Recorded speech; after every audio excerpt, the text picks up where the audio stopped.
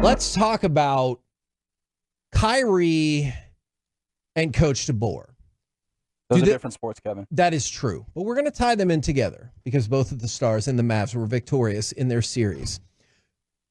Do these two give DFW the two most clutch figures in playoff sports? Consider this.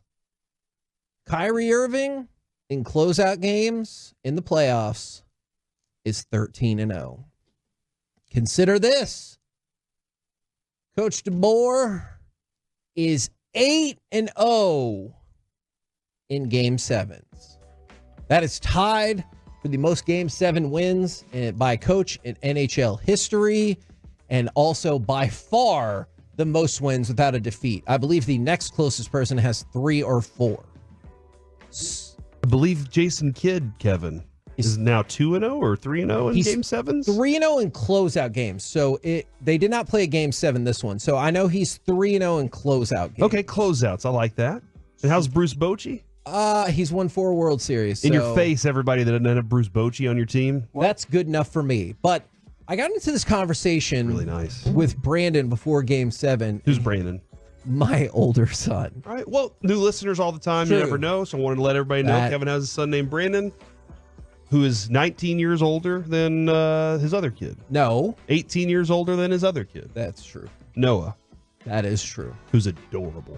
He asked me, Brandon, that is. He asked me, he goes, hey, is DeBoer's record in Game 7 really that good? And I was like, never loses. And I asked you that too Saturday night. You know, we were sitting there and I was like, dude, because it was Wolchuk that brought that up on Friday, I believe. And I was like, do we really have that much trust in him in Game 7s? And I think here's my reason for questioning it before. DeBoer has a history of starting hot with the team and then fading as things go along and then getting fired. Fair. And so I was always kind of concerned about that. And I didn't take into consideration this. Now, again, Kevin, he could lose in round 2 and that changes nothing. But for Game 7 specifically, I heard a line last night, maybe it was from Razor. And the line was something like, he has such an amazing ability to, in big game situations, make things seem completely normal. And I like that. And that's a very difficult thing because everybody's a little on edge. You know, they're all kind of tight a little bit from everything because it's a big game. This is a closeout, so you might press things. And last night, did the Stars look like they pressed anything except for when it asked to go be offensive? Honestly, I really don't think so. Maybe early in the game, they had a bad power play. Their power play was bad. But other than that, they looked very calm and natural. I don't know if I just really jumped all over this. No. But that's what I'm feeling. Not at all. Also got a coffee from Whataburger, Kevin. And so are you jacked up already on caffeine? I am a little jacked up on caffeine at the moment. So now, DeBoer, he's one of 11 coaches in NHL history to have at least 5 wins in Game 7. All of them have at least 1 loss. Now, he is 8-0 in Game 7. The only one. He's the only one. How many of those coaches have Stanley Cup titles? Ooh, I'm going to have to check on that. All right. I would be willing to bet quite a few of them do. But let me see what I can do on that. And then Joe Pavelski also tied the Skaters for the most Game 7 wins with 8. He, however, has lost 3 of them, which is not a record. But you've got DeBoer, doesn't lose in Game 7. You've got Kyrie, who really doesn't lose in these closeout games. Do you look at these numbers, 13-0, and you're like, that's great. Well, every season, every series is a new series, irrelevant statistics. Or do you look at it and go, I don't know, man. This is a coach for the Stars and a player for the Mavs that they just don't lose in these situations. Yeah. I mean, they've been there 21 times. Yeah. So that makes that's crazy. Yeah. Go ahead. Did you want to elaborate more on how crazy that is? So combined in Game 7s for the Stars and closeout games for Kyrie, those two are 21-0. Yeah. 8-0 for DeBoer. 13-0 for Kyrie. That's amazing. So, did you hear Kyrie talk about it afterwards when he was asked about his game, like his closeout games record and how good he is there? And he just, it was really great to hear. Do you want me to read you the quote? Oh, yeah, if you want to, yeah. I think this is the quote you're talking about. He's wearing his black suit, by the way. So, again, it goes back to the line that Jason Kidd said about being a professional. He came to that game focused that night. There's a specific line that he uses in here, too, that's so good. When I think about 13-0 and closeout games in general, I just know you've got to get there to that point to be able to be ready to have the other team submit. It's one of the hardest things to do as a competitor is to have your opponent concede or submit. Well, what has Kyrie done specifically in these games to make it happen? Just look at the breakdown between his first half and second half production. First half, 7.5 points. Second half, 20 points. Shooting percentage, first half, 49% from the field, which that'll work all day. 31% from three. Second half, 60% from the field, 53% from three. Yeah. So when we talk about closeout, it's not just the closeout game. It's the closeout of each one of these games where Kyrie's been incredible in these second halves. And that was the line from Luka heading into the series too, right, Reggie? Where they said, "What's the difference, going up against the Clippers?" And he said, "We got caught." Yeah, I mean and it shows up in a big way. It's the style of play that he has that is really a closing style, right? We talk about the fact that he's a difficult shot maker, probably the best in the league over the last decade, even. And when it gets late and when it gets tough, those are the shots that are going to be available to you. A lot of times are difficult shots, and knowing that he feels not just that he is confident in that, but comfortable in those situations is huge. Plus, how many times did you see in the course of that series, you get transition and he goes and he knocks down shots that create the environment and the energy in the building that then puts you in a different place, in a different mindset, Yes. rev the engine up for your team. Like, in addition to also being like that calming veteran voice on the court. Like, I think the things that he does particularly well all put this team in the place where they are set to knock down their opponent. Either whether it's, things are getting heated and he's able to get his guys to lock back in so you don't lose the rope,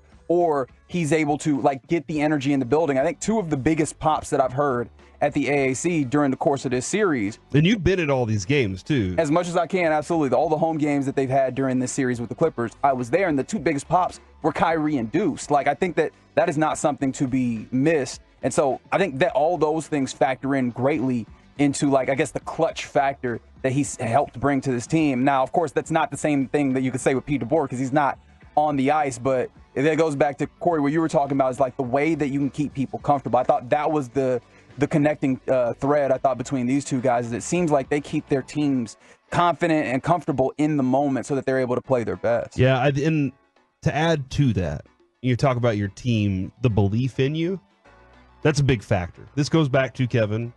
I've been talking about if Ottinger is pitching shutouts every night, everybody's like, we got Otter. We're good. True. Everybody starts to get a little more cocky because they know they have that guy.